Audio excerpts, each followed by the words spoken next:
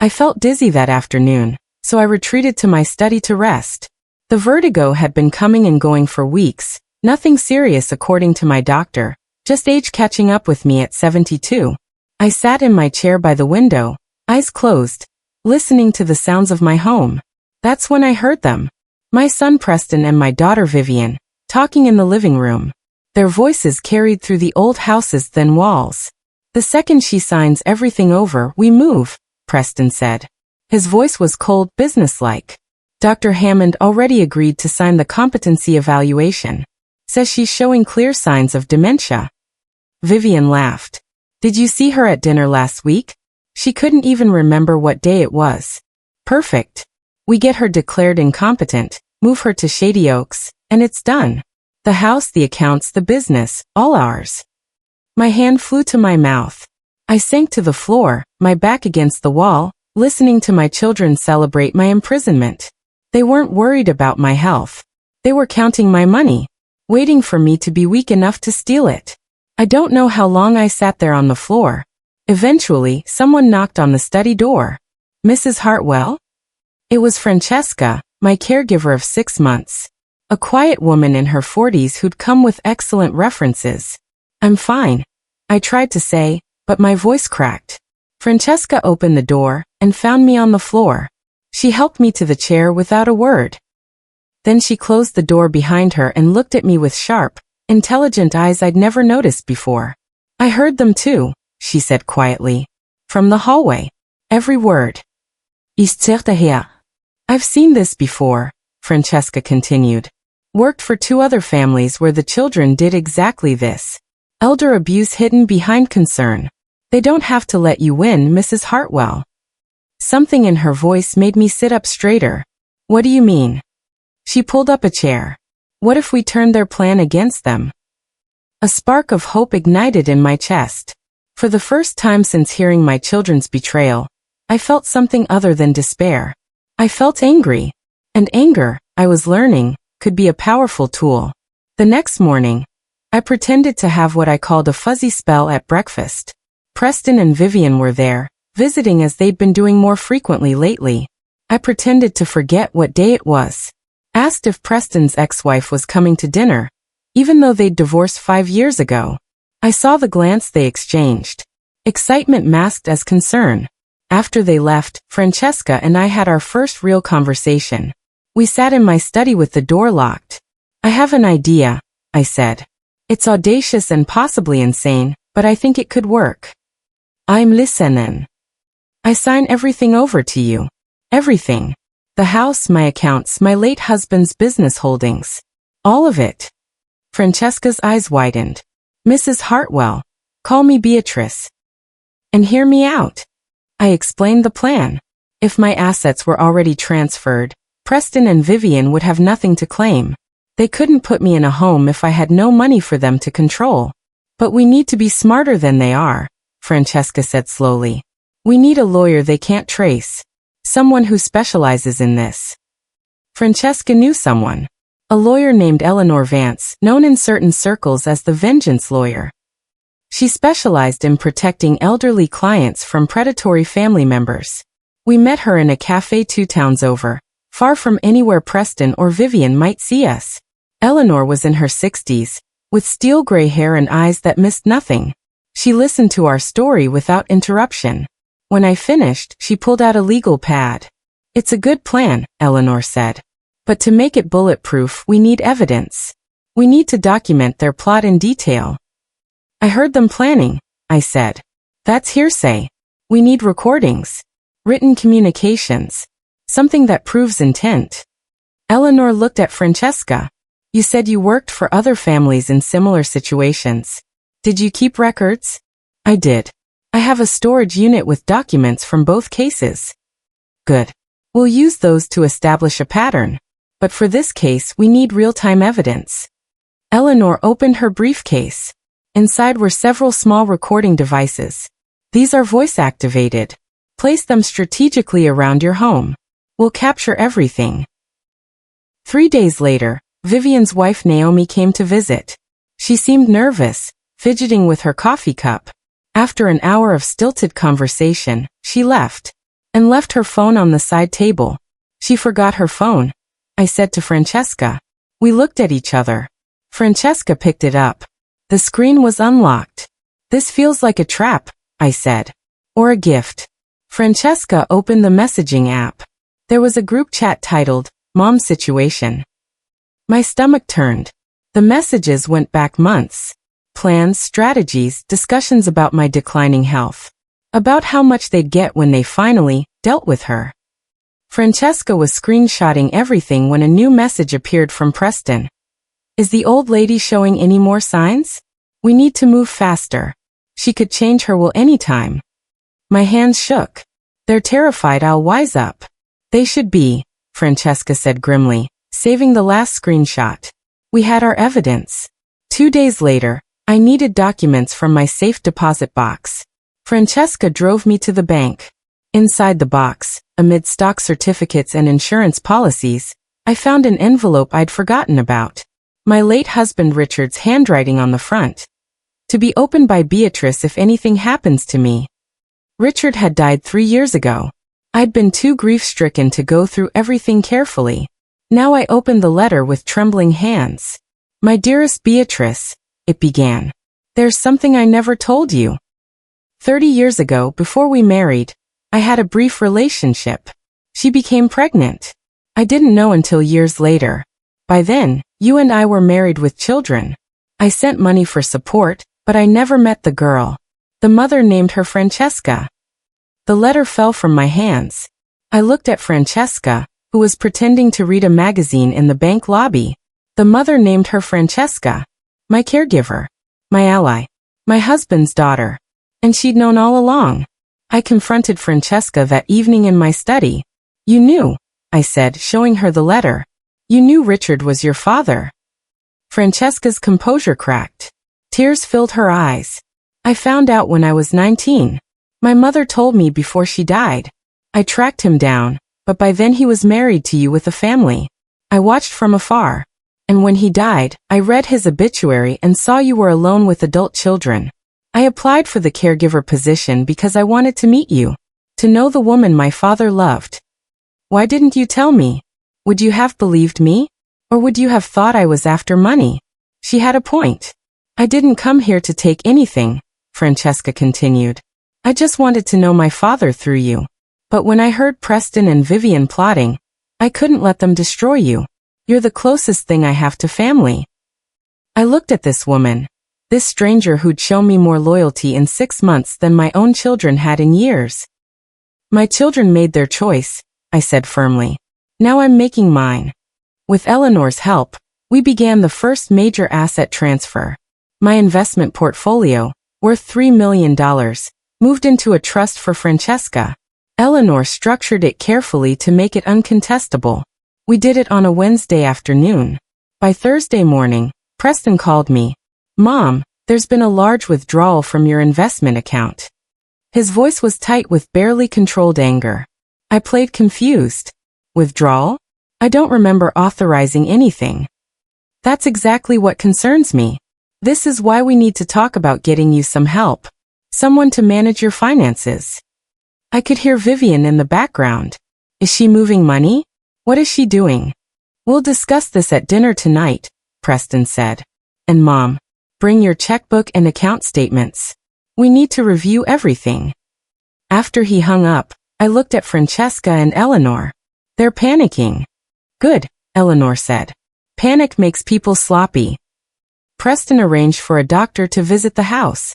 Dr. Hammond, a smooth-talking psychiatrist with a practiced smile. Just a routine wellness check, Preston assured me. Nothing to worry about. Dr. Hammond asked me questions designed to make me seem confused. What year was it? Who was the president? Could I count backward from 100 by sevens? I played along, occasionally forgetting an answer or taking too long to respond. After 30 minutes, Dr. Hammond took Preston aside.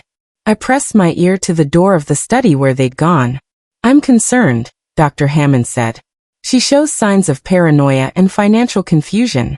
The memory lapses are significant. I believe we should schedule a formal competency hearing. How quickly can we move on this? Preston asked. 2 weeks. I'll file the initial paperwork tomorrow. Perfect. The sooner we get this handled, the better. For her sake, of course. Of course, Dr. Hammond agreed. I heard the smile in his voice. They'd found their puppet doctor. But they didn't know I'd found something on him too. I recognized Dr. Hammond the moment he walked into my house. He'd been much younger then, an intern at the hospital where Richard had worked. The Henderson case.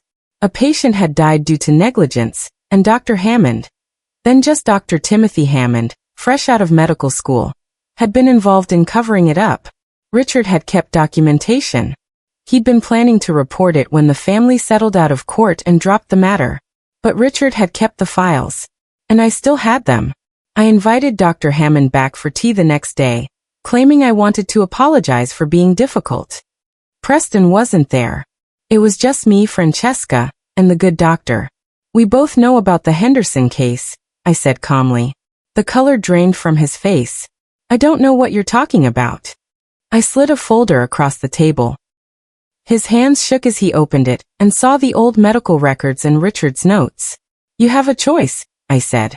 Work for them, or work for me. Dr. Hammond became my double agent. He continued to report to Preston, feeding him false information about my declining mental state. But he also recorded every conversation they had. 1 week later, he brought me a recording device. You need to hear this, he said. Preston's voice filled my study. I don't care if she's actually faking, just get her declared incompetent. We need control of those assets before she gives them all away to some charity or her church or God knows what. What if the judge questions the diagnosis? Dr. Hammond asked. Then you make it more severe. Say she's a danger to herself. Whatever it takes. You're getting paid enough to make this work. The recording was damning. Clear evidence of fraud and conspiracy. I looked at Dr. Hammond. Why are you helping me now? Because I made mistakes when I was young. But I'm not making this one. What they're doing is criminal. Yes, I agreed. It is.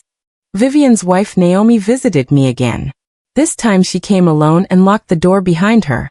I can't do this anymore, she said, her voice shaking. What they're planning, it's wrong. It's evil. You've been nothing but kind to me, and they're treating you like you're already dead. You knew about the plan? For months. Vivian told me everything. At first she made it sound reasonable. Like they were protecting you.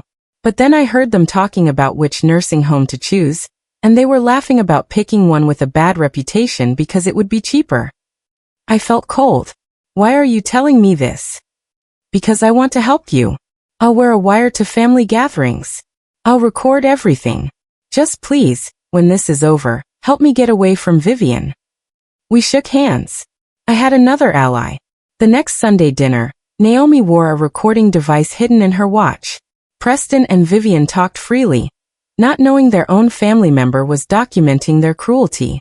Once she's in Shady Oaks, we sell the house immediately, Vivian said. I don't care if she's still alive. We're not maintaining her property while she rots in a nursing home. Preston and Vivian made their first major move. They froze my primary bank accounts. I discovered this at the grocery store when my card was declined. The cashier was sympathetic but firm. I'm sorry, Mom. The card isn't going through. People behind me in line were starting to stare. I felt my cheeks burn with humiliation. This was exactly what Preston and Vivian wanted. To make me look incompetent in public. To create witnesses for their competency hearing. I left my groceries and walked out to find Francesca waiting in the car. They froze the accounts, I said. She smiled grimly. Good thing those were the decoy accounts. What? Eleanor and I set up those accounts 3 weeks ago. We moved small amounts in to make them look active. Your real money has been somewhere else the entire time. I started laughing. Genuine, relieved laughter. You set a trap. We set a trap, she corrected. And they walked right into it. Preston and Vivian called an emergency family meeting. They sat across from me in my own living room, their lawyer beside them. Mom, we need to talk about your finances, Preston began.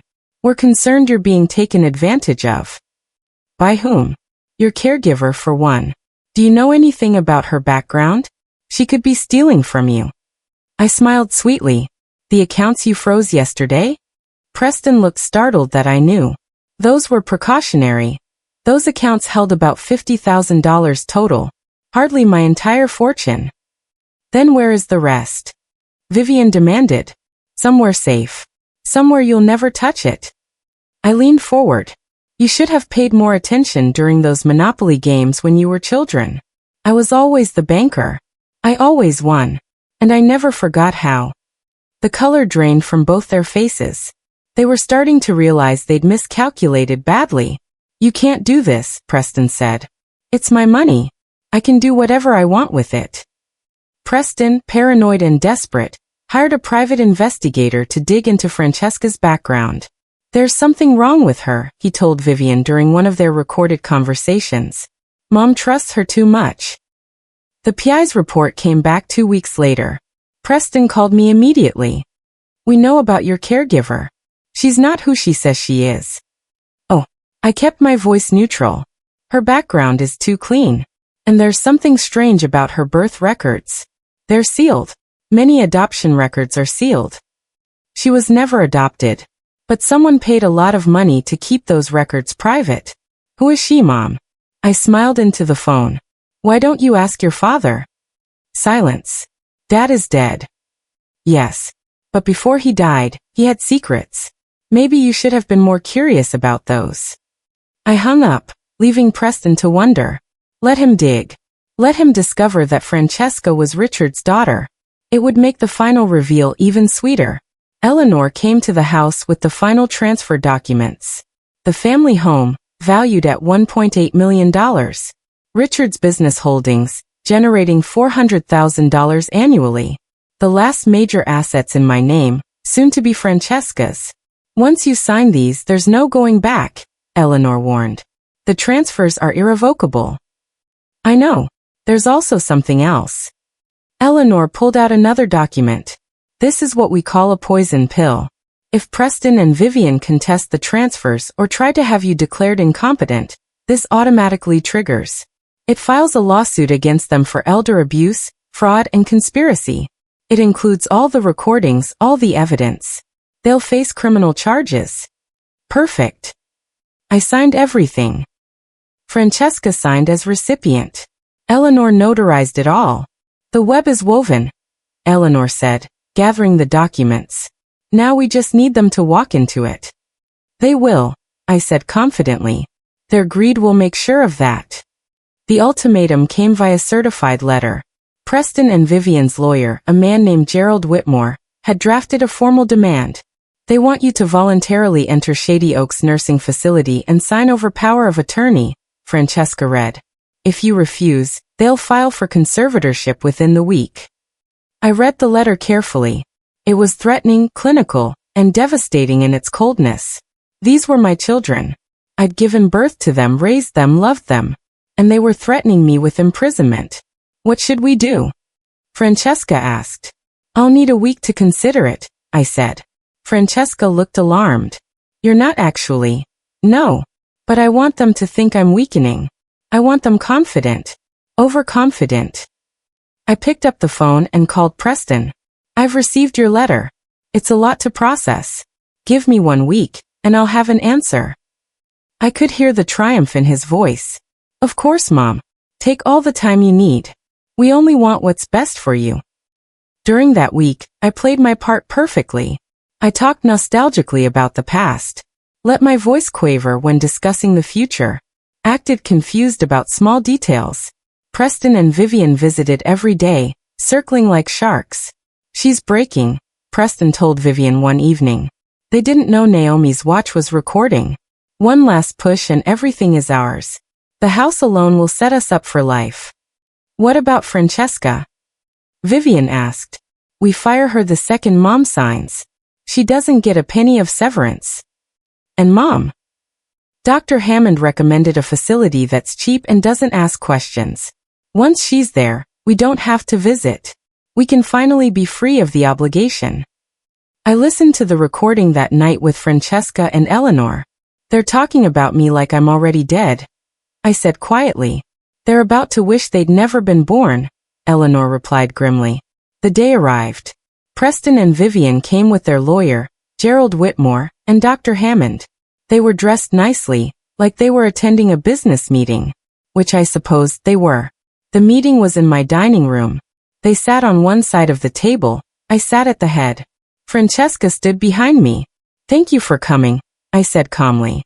"Before we begin, I have a few things to say." Preston looked impatient. "Mom, we've been over this. You need help. We're here to provide it." "I understand. But humor an old woman.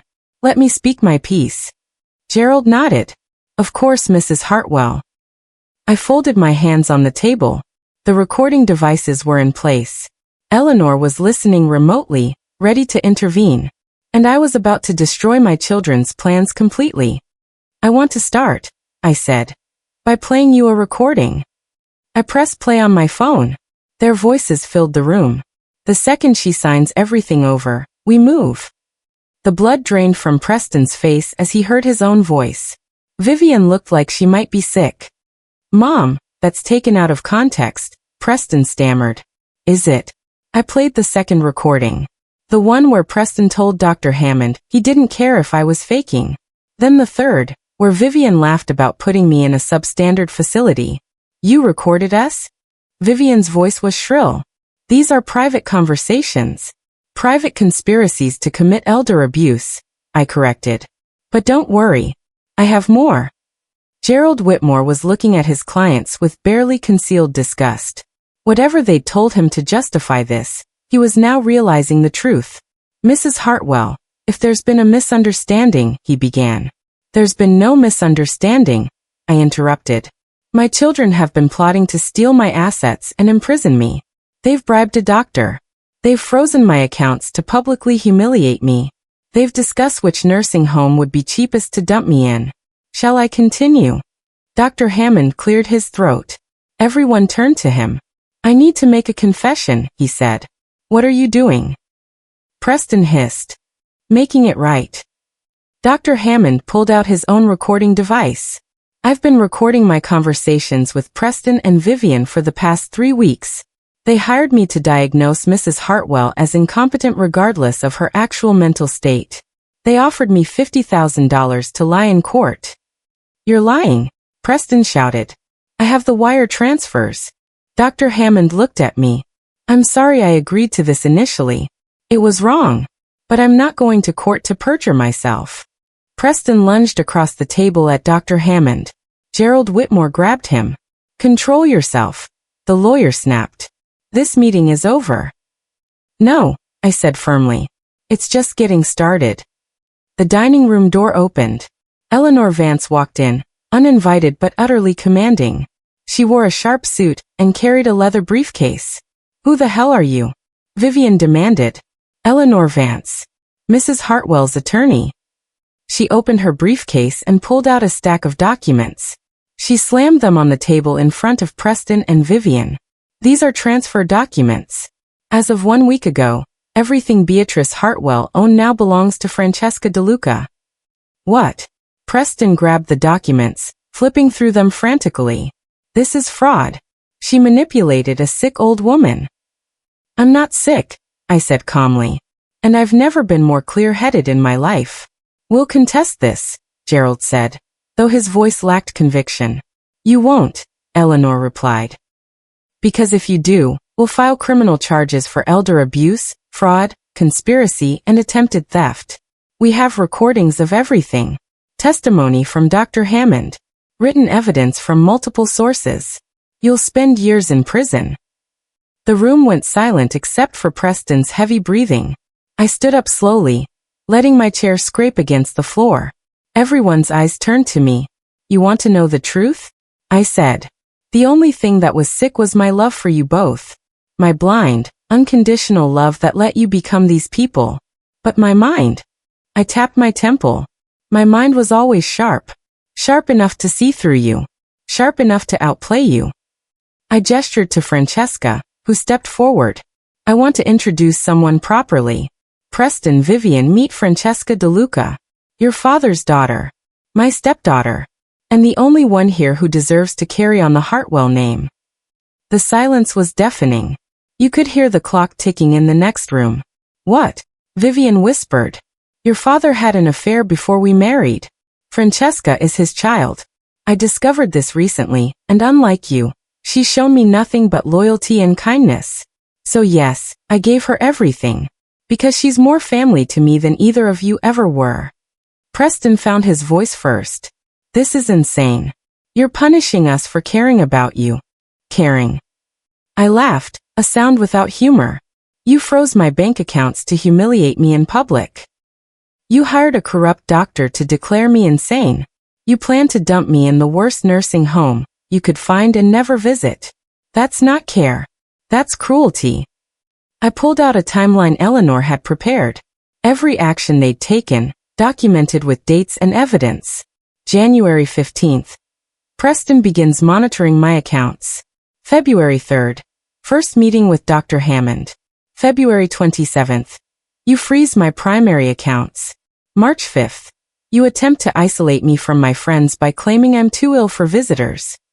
I looked at them with cold eyes. I anticipated every move you made. Every manipulation. Every lie. And I countered it. You didn't lose to a sick old woman. You lost to someone who loved you enough to notice when you stopped loving her back. I gave them a choice. You can walk away now. Never contact me again. I'll instruct Eleanor not to file charges. You'll be free to live your lives. And if we don't? Preston asked. Then Eleanor files everything tomorrow. The district attorney already has copies. You'll be arrested for elder abuse and fraud. With the evidence we have, you'll be convicted. You'll lose everything. Your reputations, your careers, possibly your freedom. Gerald Whitmore stood. Mrs. Hartwell, my clients need time to consider. No time, I interrupted. They decide now. Vivian looked at Preston. Preston looked at the documents in front of him. At the recordings. At the evidence of their own cruelty laid bare. Fine, he said finally, his voice breaking. We'll go. They stood. Walked to the door. Preston turned back once, his face a mixture of anger, and something that might have been regret. I hope you're happy, he said bitterly. I'm free, I replied. That's better than happy. They left. I never saw my children again. The aftermath was swift and brutal. Word of the scandal spread quickly through our social circle. Preston's business partners cut ties with him within a week. We can't be associated with someone who tried to defraud their own mother. One told him in a recorded phone call that somehow made its way to me. Vivian's marriage to Naomi ended within a month. Naomi filed for divorce, citing irreconcilable differences, and attaching a sworn statement about Vivian's plot against me. Their friends abandoned them. Their colleagues distanced themselves. In trying to take everything from me, they'd lost everything themselves. Francesca, Naomi, and I sat in the garden one afternoon, sipping tea and watching the sunset. Do you feel guilty? Naomi asked me. For what happened to them? I thought about it honestly. No. They made their choices. They have to live with the consequences. What about forgiveness? I looked at these two women, the daughter I'd gained and the one I'd saved. Some actions are unforgivable, and I'm okay with that. Francesca had an idea. We should use some of the money to help others. People in your situation who don't have the resources to fight back. We founded the Hartwell Foundation 6 months later. It provided legal assistance, investigative support, and safe housing for elderly people being financially abused by family members. I became the public face of it, traveling to speak at conferences and community centers. Elder abuse is invisible until it's too late, I'd say in my speeches. Family members use love as a weapon. They isolate, manipulate, and steal. But we can fight back. We must fight back. The foundation helped dozens of people in its first year, hundreds in the second. We connected victims with lawyers like Eleanor. We placed undercover caregivers who could document abuse. We fought back against the greedy children, the manipulative relatives, the ones who saw their elderly family members as piggy banks instead of people. At one speaking engagement, a journalist raised her hand during Q&A. Do you have any contact with your biological children? She asked. The question hung in the air. The entire audience waited for my answer. No, I said simply. I don't. A year after everything happened, Vivian sent a letter. It arrived on a Tuesday, forwarded by my old address. The envelope was cheap. The handwriting desperate. Francesca brought it to me in the garden where I was reading. It's from Vivian, she said carefully. Do you want me to throw it away? No. I'll read it. The letter was pathetic. Full of excuses and justifications, and finally, buried at the end, a request. I've lost everything. My marriage. My job. My home. Preston won't speak to me. I have nowhere to go. Please, Mom. I'm sorry for everything. Give me another chance. Help me. I read it twice. Felt nothing but a distant pity. What are you going to do? Francesca asked. I folded the letter carefully. I'm going to show you how to truly let go. I didn't reply to Vivian's letter. Instead, I made a donation to the Hartwell Foundation in her name. $5,000, the exact amount she would have received as a birthday gift that year if things had been different. I had Eleanor send Vivian a notification of the donation. No personal message. Just the tax receipt and a note. A donation has been made in your name to the Hartwell Foundation for Elder Abuse Prevention. It was the perfect response. Acknowledging her existence while making it clear that any money she might have received was going to help prevent the very thing she tried to do to me. That's cold, Naomi said when I told her. Is it? I think it's honest. I'm closing that chapter of my life by helping others. Vivian gets to see that her cruelty resulted in something good for the world. I looked at Francesca, who nodded in approval. Some bridges are meant to be burned, I said. It lets the light in. I stood on a terrace in Tuscany, watching the sunset paint the sky in shades of orange and gold. It had been 2 years since that confrontation in my dining room. 2 years since I'd seen Preston or Vivian. 2 years of freedom. Francesca was there with her children. 2 beautiful kids who called me Grandma B. Naomi had come too, now dating a kind woman who worked at the foundation. We were a family. Not the one I'd been born into or the one I'd created through marriage. A chosen family. Built on loyalty and respect and genuine love. Grandma, come see. Francesca's daughter called. She'd found a lizard on the stone wall. I walked over, laughing, helping her observe the creature before it scurried away. That night, sipping wine and watching stars emerge, I thought about everything that had happened. Preston and Vivian had tried to put me in a home. To steal my freedom, my dignity, my life. Instead, they'd set me free. Free from obligation to people who didn't love me. Free from the prison of family expectation. Free to live fully, joyfully, surrounded by people who actually cared. I raised my glass to the Tuscan sky and smiled. I'd never been more alive. If you enjoy this story, kindly like and subscribe to this channel for more.